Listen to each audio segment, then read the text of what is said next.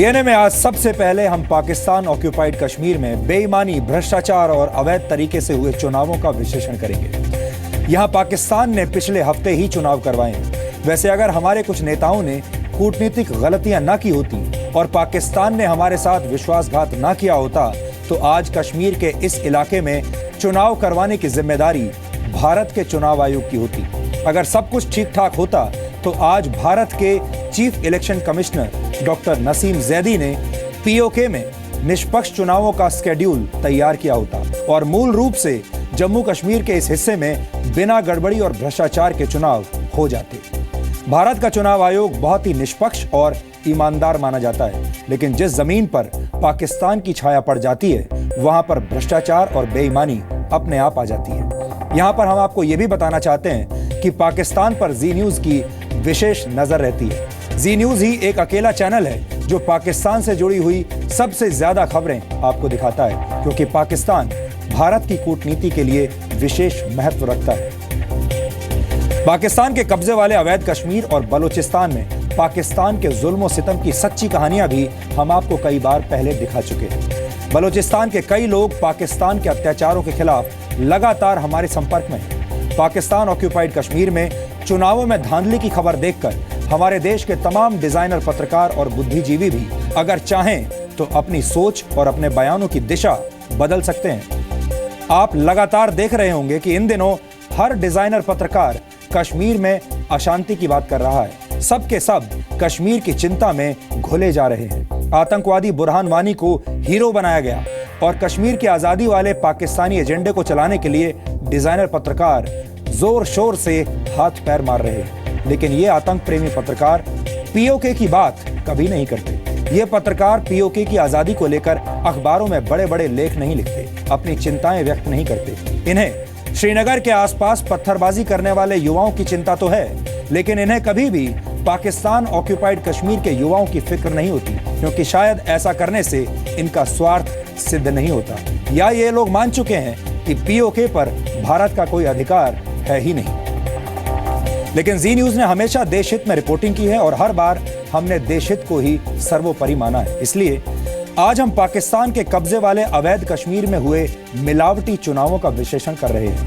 भारत को इस समय 2 पीज से सावधान रहना होगा। पहला पी है पाकिस्तान और दूसरा पी है पाकिस्तान प्रेमी पत्रकार। ऐसा लगता है कि कुछ पत्रकारों और पाकिस्तान के बीच एक गुप्त रिश्ता है और इस रिश्ते को बेनकाब करने की जरूरत है।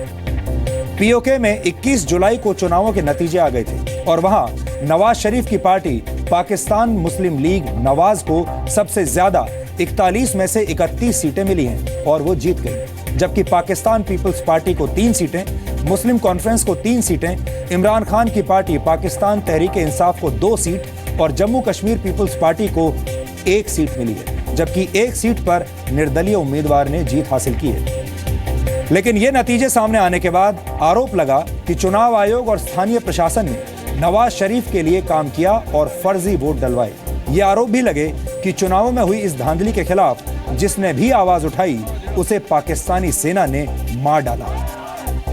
इसी अवैध चुनाव के खिलाफ इस वक्त पाकिस्तान ऑक्यूपाइड कश्मीर सुलग रहा है। वहां लगातार प्रदर्शन हो रहे हैं और पाकिस्तान की सरकार विरोध की इस आवाज को दबाने के लिए हर तरह के हथकंडे अपना रही है। पाकिस्तान की सरकार ने अपने तमाम बुरे कामों को छुपाने के लिए अब पीओके में मीडिया कवरेज पर भी प्रतिबंध लगा दिया है। जाहिर है इस खबर को दबाने की कोशिश की जा रही है, लेकिन जी न्यूज इस खबर को दबने नहीं देगा। आज आप खुद देखिए कि पीओके में किस तरह बंदूक की नोक पर लोकतंत्र की हत्या की गई है।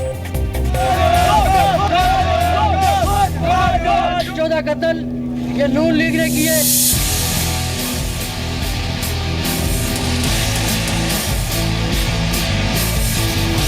नवाज लीग और पीपल्स पार्टी बौखलाई हुई है, ये प्रोपेगेंडों पे उतर आए हैं, ये कत्ल पे उतर आए हैं। उस सिक्योरिटी को हम क्या करें जब हमारे वोट ही नहीं कास्ट होने। हम सब की दुआएं उनके साथ हैं और हम उस दिन के मुंतजिर हैं जब इंशाल्लाह कश्मीर बनेगा पाकिस्तान। हम सब की दुआएं उनके साथ हैं और हम उस दिन के मुंतजिर हैं जब इंशाल्लाह कश्मीर बनेगा पाकिस्तान। 66 साल के नवाज शरीफ का ये वो अधूरा सपना है जो उन्होंने खुली आंखों से दिन के उजाले में देखा है। आजादी मकबूजा कश्मीर। नवाज शरीफ भारत का कश्मीर तो हड़पना चाहते हैं, लेकिन पाकिस्तान के कब्जे वाला अवैध कश्मीर उनसे संभल नहीं पा रहा।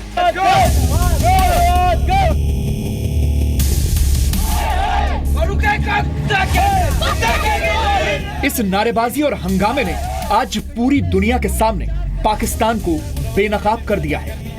यह आवाज है पाकिस्तान के कब्जे वाले अवैध कश्मीर के उन लोगों की जो पाकिस्तान के जुल्म सितम से तंग आ चुके हैं। नवाज शरीफ और उनकी सरकार के खिलाफ खुलेआम नारेबाजी हो रही है। 14 कत्ल ये नून लीग ने किए। पाकिस्तान के कब्जे वाले अवैध कश्मीर में नवाज शरीफ की पार्टी और हुकूमत ने चुनाव के नाम पर कत्लेआम मचाया है, जिसके बाद अब लोगों का गुस्सा फूट पड़ा है। दरअसल पीओके में 21 जुलाई को चुनाव हुए थे, जिसमें 41 में से 31 सीटों पर नवाज शरीफ की पार्टी पाकिस्तान मुस्लिम लीग नवाज ने जीत हासिल की थी। इन चुनावों में नवाज शरीफ की पार्टी और सरकार पर जमकर धांधली करवाने के आरोप लगे। बताया जा रहा है कि जिन लोगों ने इस धांधली के खिलाफ आवाज उठाई, उन्हें पाकिस्तानी सेना ने मार डाला। 21 जुलाई को मीरपुर में 3 शव और 25 तारीख को मुजफ्फराबाद में 2 लोगों के शव मिले थे। इन लोगों के शरीर पर जो गोलियां लगी थी वो पाकिस्तानी सेना की थी। पीओके में चुनाव लड़ने वाले मुस्लिम कॉन्फ्रेंस के कार्यकर्ता की भी हत्या हुई। ये बौखला गए हैं। ये यकीनी शिकस्त को देखते हुए नवाज लीग और पीपल्स पार्टी बौखलाई हुई है। ये प्रोपेगेंडों पे उतर आए हैं, ये कत्ल पे उतर आए हैं। आज इन्होंने हमारे एक गरीब साथी को मार दिया है और इसके बाद भी हमें ऐसी तवक्कात है इनसे, लेकिन अगर ये इंतजामिया नहीं करेगी तो हालात की खराबी की जिम्मेदारी मुतल्लिका इंतजामिया पे होगी। इंतजाम तो खैर बहुत अच्छा है, सिक्योरिटी है, बहुत अच्छा है, सब कुछ ठीक है, लेकिन बात यह है कि उस सिक्योरिटी को हम क्या करें जब हमारे वोट ही नहीं कास्ट होने। इक़दामात ऐसे होने चाहिए, अगर डिसिप्लिन है तो सबके लिए होना चाहिए। अगर मैं धूप में खड़ा हूँ, मेरा भी उतना ही हक है जितना उन लोगों का हक है जिनको अंदर जाने दिया गया है। पाकिस्तान ऑक्युपाइड कश्मीर में इन हत्याओं के बाद लोग सड़कों पर उतर आए। मुजफ्फराबाद, कोटली, चिनारी और मीरपुर में लोगों ने सरकार के खिलाफ जमकर प्रदर्शन किया कि राजे क़य्यूम को इसके बाद नाअहल करार दिया जाए। नवाज शरीफ पर पीओके के इन चुनावों में पानी की तरह पैसा खर्च करके वोटों को अपनी तरफ खींचने के आरोप भी लग रहे हैं। उन्होंने प्री पोलिंग की, उन्होंने 2 अरब रुपया स्कीमें दी यहाँ आज़ाद कश्मीर में, और हर उम्मीदवार को 5-5 करोड़ रुपया वोट खरीदने के लिए दिया। अगर आप यहाँ मीरपुर के चारों हल्के देखें तो यहाँ पे परसों रात से खरीदो फरोख्त जारी है। अब ये भी आरोप लग रहे हैं कि जिसकी पाकिस्तान में सरकार होती है, पीओके में वही सत्ता हासिल करता है। 2011 में आज़ाद कश्मीर में पीपल्स पार्टी की गवर्नमेंट बनी थी, इसलिए कि पाकिस्तान में पीपल्स पार्टी की गवर्नमेंट थी।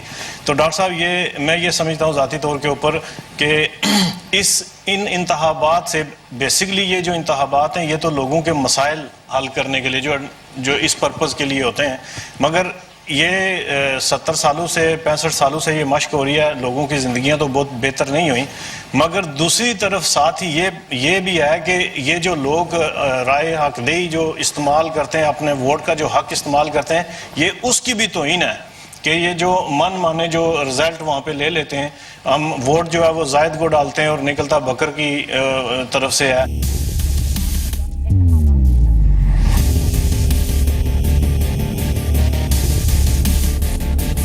पाकिस्तान अधिकृत अवैध कश्मीर में सरकार ने मीडिया कवरेज पर भी प्रतिबंध लगा दिया है। वैसे पाकिस्तान की मीडिया भी चिल्ला कर पीओके के चुनावों में धांधली की जानकारी दे रही है, वो भी बाकायदा सबूत के साथ।